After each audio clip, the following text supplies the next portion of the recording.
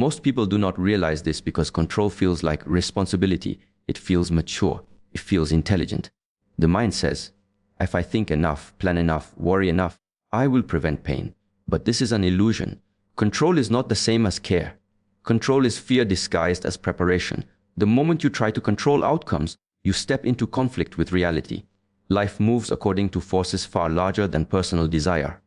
Time, other people's choices, chance, loss, change, none of these respond to worry. Yet the anxious mind believes that constant mental tension is a form of protection. This is where anxiety is born. The body was designed to respond to immediate danger, not imagined futures. When a real threat appears, the nervous system activates, action happens, and the cycle completes. But when the threat exists only in thought, there is no resolution. The body stays trapped in readiness. Muscles tighten without release. Breath shortens without relief. Energy is consumed without purpose. Trying to control what is uncontrollable keeps the system permanently activated. Most anxiety is not about what is happening. It is about what might happen. The mind jumps ahead of the present moment and starts managing possibilities. It predicts conversations, failures, losses, judgments. It rehearses pain in advance, believing this will soften the impact later. In truth, it doubles the suffering. You experience the pain once in imagination and again, if it ever happens, in reality. Control is the mind's attempt to eliminate uncertainty. But uncertainty is not a flaw in life. It is the nature of life. When you resist uncertainty, you resist reality itself. This resistance creates friction, and friction creates anxiety. Notice how anxious thoughts always contain the same hidden message. I must ensure a specific outcome. Whether it is love, success, safety, approval, or certainty, the demand is the same. The mind says, this must go my way or I will not be okay. This belief places an unbearable burden on the nervous system. You were never meant to manage the universe. You were meant to respond to the moment in front of you. Control collapses when responsibility is misunderstood. True responsibility is not predicting everything that could go wrong. True responsibility is responding with clarity to what is actually happening. When you confuse these two, you exhaust yourself. Anxiety thrives when responsibility expands beyond its proper boundaries. You are responsible for your effort, not the result. You are responsible for your integrity, not how others perceive you. You are responsible for your actions, not how the world reacts to them. The moment you take responsibility for outcomes, other people's emotions, or future events, you step into a role you cannot fulfill. The body senses this impossibility. It responds with tension. That tension is anxiety. Letting go of control does not mean becoming careless or passive. It means placing your energy where it belongs. It means acting fully in the present and releasing attachment to how things must unfold. The mind resists this because control gives the illusion of safety. But look closely. Has control ever made you calm? Or has it only made you vigilant, restless, and tired? Peace does not come from managing life. It comes from trusting your ability to meet life. When you stop trying to control what is not yours, the nervous system begins to recalibrate. Breath deepens. The body exits survival mode. Thought slows because it no longer needs to scan constantly for threats. This is not something you achieve intellectually. It must be trained somatically through experience. Each time uncertainty appears and you choose not to interfere with fear-driven thinking, you weaken the habit of control. Each time you allow discomfort without trying to fix it immediately, you teach the body that uncertainty is survivable. Anxiety loses power when it is no longer rewarded with attention and action. Control demands constant vigilance. Acceptance requires courage. It asks you to stand still while the mind screams for intervention. But with practice, the scream becomes quieter. You begin to see clearly that most things resolve themselves without your mental interference. You notice that life continues even when you are not managing every detail. This realization brings humility, and humility brings calm. The anxious mind believes letting go means falling apart. In reality, letting go is what allows balance to return. You cannot control when people change, when plans fail, when opportunities disappear, or when loss arrives. Trying to do so only creates resistance. Resistance does not stop events. It only multiplies suffering. When control drops, energy returns to the body. When energy returns, presence deepens. When presence deepens, anxiety has nowhere to hide. The mind becomes a tool again, not a tyrant. And slowly, without force, the need to control dissolves into quiet awareness, steady breath, grounded movement. and a growing trust in your capacity to face whatever arrives. Most pain does not come from what happens to us. It comes from what we think might happen, what we replay from the past, and what we fear could repeat itself. The mind has an extraordinary ability to create entire worlds of distress without a single real event occurring in the present moment. The body reacts to these imagined scenarios as if they are real, releasing stress hormones, tightening muscles, accelerating the heart, preparing for a danger that exists only in thought. This is why people feel exhausted even on days when nothing actually went wrong. The mind is designed to learn from experience, but when it is undisciplined, it becomes addicted to projection. It scans memory and possibility, stitching together stories of loss, rejection, failure, and humiliation. These stories feel urgent because the mind speaks in images and emotion, not logic. Once an image is believed, the body follows. Most suffering lives in anticipation. A conversation that has not yet happened creates hours of anxiety. A mistake from years ago produces shame as if it occurred yesterday. A possible future loss is grieved repeatedly long before it ever arrives. This is imagined suffering, and it is far heavier than real pain because it has no endpoint. Real pain is finite. It happens, it peaks, and it passes. Imagined pain can repeat endlessly. The mind convinces you that thinking is preparation. It says, if I suffer now, I will be ready later. But this is not preparation. It is self-inflicted harm. No amount of mental rehearsal makes loss painless.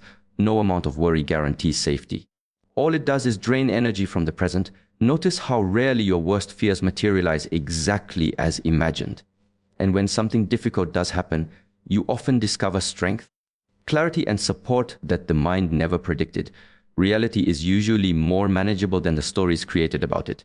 The suffering that comes from imagination is subtle because it feels responsible. People call it concerned planning or realism, but beneath it is fear, fear of uncertainty, fear of discomfort, fear of not being in control. The mind tries to eliminate fear by thinking, but thinking is what feeds it. This creates a loop. A thought appears. The body reacts. The reaction confirms the thought. The mind then produces more thoughts to explain the sensation. The loop tightens and suffering multiplies without any external cause. Most people never question this process. They assume that because the suffering feels real, it must be caused by something real. They do not see that the cause is internal and habitual. The present moment is often neutral. You are breathing. The ground is supporting you. Nothing is attacking you. But the mind is elsewhere, dragging the body into imagined futures or reconstructed pasts. When attention leaves the present, suffering enters. This does not mean real pain should be minimized. Loss hurts. Illness hurts. Failure hurts. But even in these moments, suffering increases when the mind adds layers of interpretation. This should not have happened. This will ruin everything. I will never recover. These thoughts do not heal, they intensify. The imagined component of suffering is what makes pain unbearable. Awareness begins to dismantle this illusion. When you observe your thoughts instead of believing them, you create space. In that space, you notice how quickly the mind jumps to extremes. You see how often it predicts catastrophe without evidence. You realize how rarely it stays with what is actually happening. The body can handle the present. It struggles with imagined futures. Training the mind is not about positive thinking. It is about accurate thinking, seeing clearly what is happening now without adding unnecessary narrative.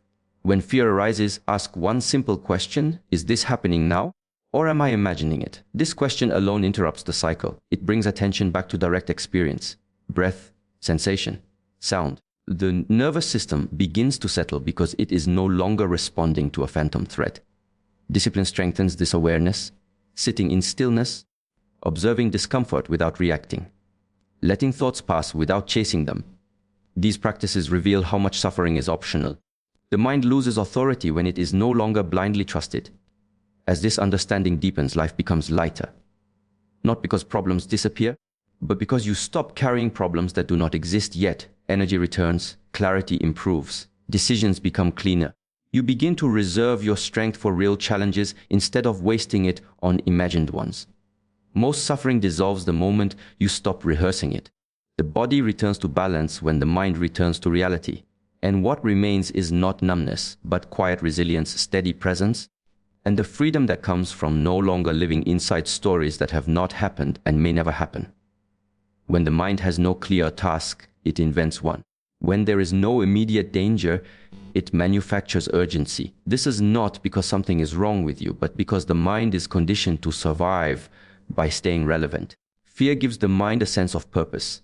It makes the mind feel needed. In moments of stillness, the mind becomes uncomfortable. Silence offers no problem to solve, no threat to analyze, no identity to protect. Without activity, the mind feels invisible. Fear restores its sense of importance by demanding attention. This is why fear often appears when life is quiet, not when it is chaotic. When nothing is wrong, the mind searches for something that could go wrong. It does this to justify its constant movement. Fear gives the mind authority. A fearful thought arrives with urgency and emotional weight. It says, "Pay attention. This matters." The body listens immediately. Heart rate increases. Breath tightens. Muscles prepare. In that moment, the mind feels powerful because it has influenced the entire system. The problem is not fear itself. The problem is mistaking fear for truth. The mind does not create fear because danger is real. It creates fear because fear keeps it central.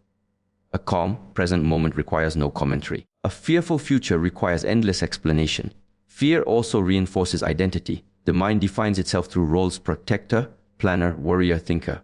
Without fear, many of these identities collapse. If there is nothing to anticipate or prevent, who is the mind? This is why people often resist peace without realizing it. Peace feels unfamiliar. It removes the drama that gives the mind significance. Fear fills that void. The mind exaggerates because subtlety does not command attention. A small concern is easy to ignore. A catastrophic scenario demands focus. So the mind escalates. It turns possibility into probability. It turns discomfort into danger. It turns uncertainty into threat. In doing so, it secures its role as guardian, but fear is a poor advisor. It speaks in absolutes. Always, never. Ruin, disaster, failure. It does not offer solutions. It offers urgency. This urgency feels important, but it rarely leads to wise action. Most fearful thoughts never materialize. Yet the mind does not learn from this. Each time fear passes without consequence, it simply moves on to the next scenario. Its goal was never accuracy. Its goal was relevance. The body, however, pays the price. Chronic fear exhausts the nervous system. It keeps the body in a state of readiness without release.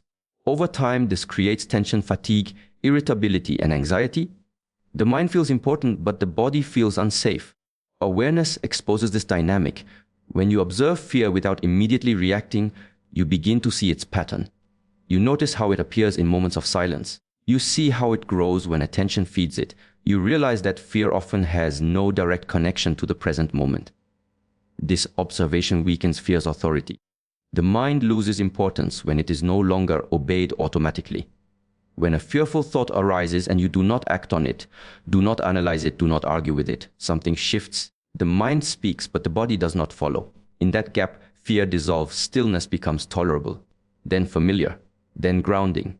The mind resists this at first. It increases the volume of fear to regain control. But if attention remains steady, the escalation fails.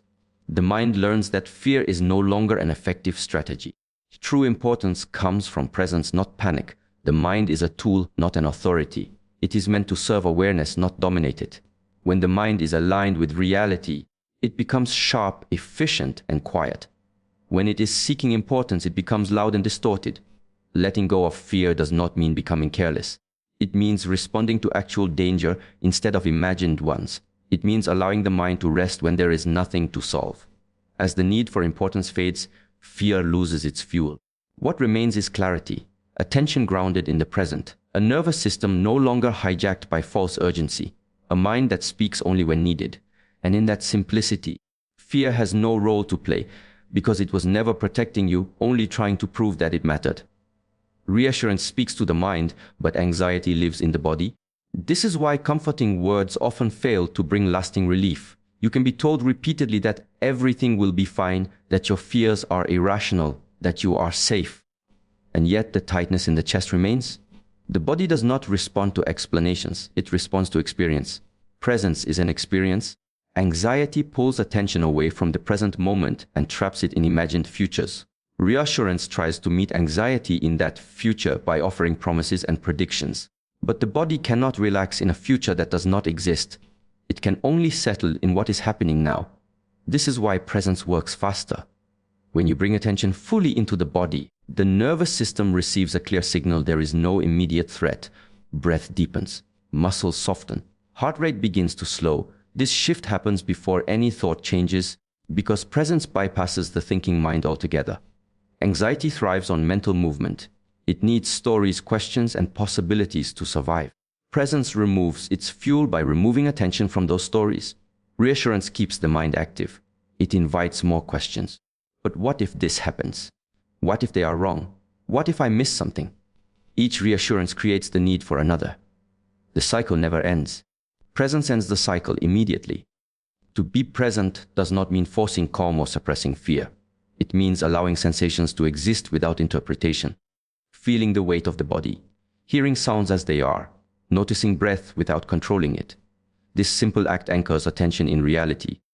The body recognizes reality more accurately than the mind. It knows when it is safe. But it can only communicate this when attention is with it. Anxiety is a state of disconnection. Attention is split between now and imagined scenarios. The body is here, but the mind is elsewhere. Presence reunites them. When this reunion happens, the nervous system begins to regulate itself. No effort is required. Regulation is the body's natural state. This is why presence feels grounding. It returns you to what is real. Reassurance often comes from outside. Another person's voice, another opinion, another explanation. Presence comes from within. It does not depend on conditions. It is always available. The more you rely on reassurance, the more fragile you become. You train the mind to seek safety externally. When reassurance is unavailable, anxiety intensifies. Presence builds internal stability. Each time anxiety arises, and you choose to stay with sensation instead of chasing thoughts, you weaken the habit of avoidance. You teach the body that discomfort can be met directly. This builds confidence at a level deeper than belief. Anxiety dissolves not because you convince yourself, but because the body experiences safety. Stillness plays a crucial role in this process.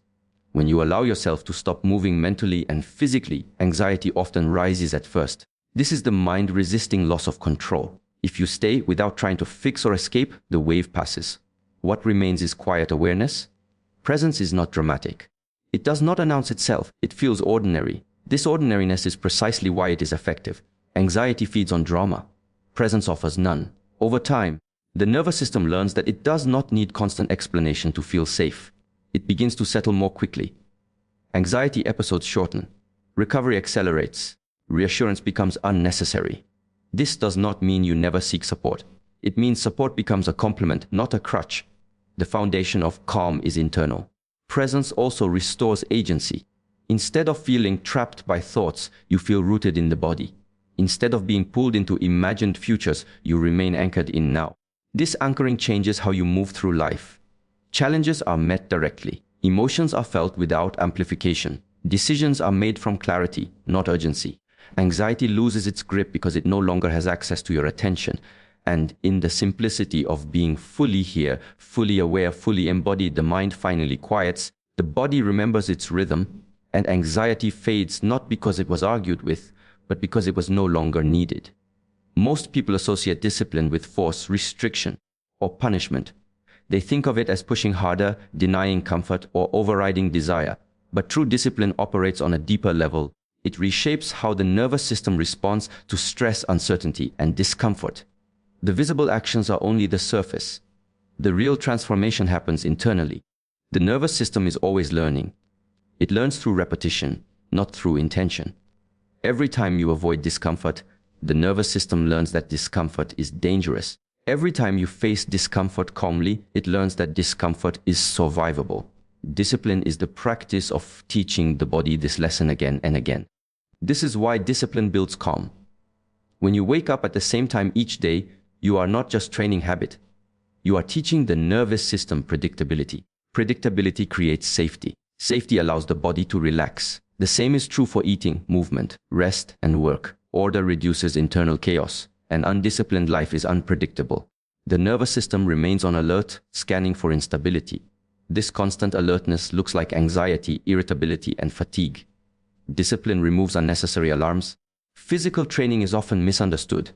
People think the benefit lies in strength, endurance, or appearance. But the deeper benefit is emotional regulation. When you move the body intentionally under stress, you train the nervous system to stay present while under load. You teach it that elevated heart rate and strong sensations do not automatically mean danger. This lesson transfers into daily life. A disciplined breath during exertion becomes a calm breath during conflict. A steady posture under weight becomes emotional steadiness under pressure. Discipline creates familiarity with discomfort. Familiarity reduces fear. Without discipline, the nervous system becomes hypersensitive. Small stressors feel overwhelming. Minor setbacks trigger disproportionate reactions. This is not weakness, it is lack of training. Just as muscles weaken without use, the nervous system loses resilience without structured challenge. Discipline introduces controlled stress. This stress is intentional, limited, and repeated. Because it is chosen, the body learns to trust it. The nervous system adapts by becoming more flexible, more tolerant, more stable. This is why disciplined people often appear calm in situations that unsettle others. Their nervous systems have been conditioned to remain regulated under strain. Mental discipline works the same way. Sitting still when the urge is to distract, completing tasks when motivation fades, maintaining boundaries when emotions rise. These are not acts of willpower alone. They are signals to the nervous system that impulses do not need to be obeyed immediately. Each time you pause instead of reacting, you strengthen regulation. Discipline also teaches delayed reward. The nervous system learns that comfort does not have to be immediate. This reduces compulsive behavior. When the urge for instant relief loses power, anxiety decreases. Many people live in a constant cycle of stimulation and relief. Phone, food, noise, distraction. This overstimulation keeps the nervous system restless. Discipline simplifies input. Simplicity allows the system to settle. True discipline is gentle but firm. It is consistent, not extreme. Extreme behavior shocks the nervous system. Consistency stabilizes it. Small daily disciplines matter more than dramatic efforts. Regular sleep, clean environment, intentional movement, quiet time. These practices create a baseline of regulation that supports everything else. Over time, the nervous system begins to expect stability. When unexpected stress appears, it responds rather than panics. This is the hidden power of discipline. It creates trust between you and your body. The body learns that you will not abandon it to chaos or indulgence. It learns that discomfort will be met with steadiness, not escape. As this trust deepens, anxiety weakens. The need for control diminishes. The body no longer overreacts to uncertainty because it has been trained to endure. Discipline does not make life rigid. It makes life resilient. When the nervous system is trained, the mind becomes clearer. Thoughts slow, decisions sharpen. Emotions pass without lingering. What remains is not hardness, but grounded ease. A quiet strength that does not depend on conditions. A body that knows how to return to balance. And in that balance, discipline reveals its true purpose, not domination of the self, but liberation from unnecessary suffering. Most people misunderstand letting go because they associate it with giving up, indifference, or weakness. They believe that if they stop holding on, they are admitting defeat or escaping responsibility. In reality, letting go requires far more courage than clinging. It asks you to release illusions of control and face life as it is, not as you wish it to be. Holding on feels active, it feels like effort. Letting go feels passive only on the surface. Internally, it demands honesty, restraint, and trust. The mind prefers holding on because it creates a sense of involvement. Even suffering can feel safer than uncertainty. Letting go confronts fear directly. Avoidance is turning away from discomfort. Letting go is staying present without interference. These two are often confused, but they are opposites. Avoidance numbs. Letting go allows full awareness. When you avoid, you distract, suppress, or deny.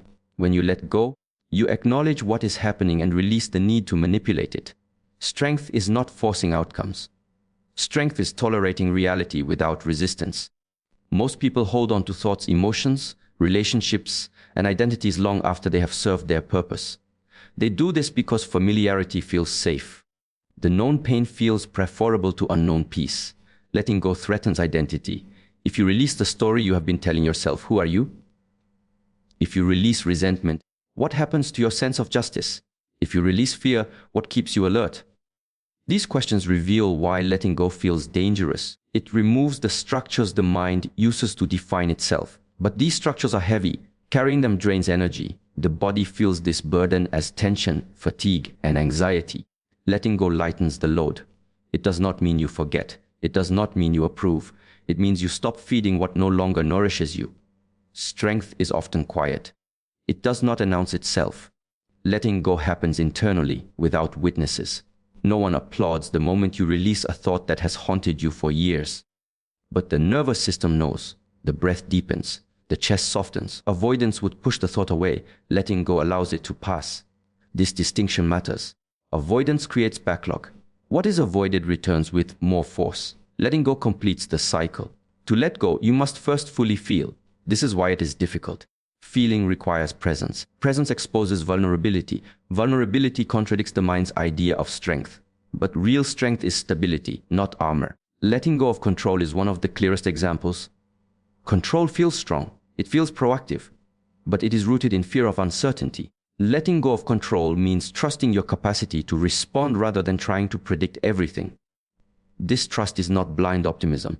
It is confidence built through experience. Each time you survive uncertainty, trust grows. Each time you release attachment and remain steady, strength deepens. Letting go also requires patience. The mind wants resolution immediately. Letting go unfolds gradually. It is a process of loosening, not a single decision. You may let go intellectually long before the body follows. This does not mean failure. It means training. Each time you choose not to engage with an old pattern, you practice letting go. Each time you allow discomfort without acting on it, you reinforce strength. Avoidance seeks comfort. Letting go accepts discomfort without resistance. This acceptance is active. It requires awareness and discipline. It is a form of inner work that leaves no visible trace, yet changes everything. Letting go does not make you passive in life. It makes you responsive. Without attachment, action becomes clearer. Decisions are no longer clouded by fear or expectation. You engage fully, but you do not cling. This balance is powerful. When you stop gripping what you cannot keep, your hands are free to hold what is actually present.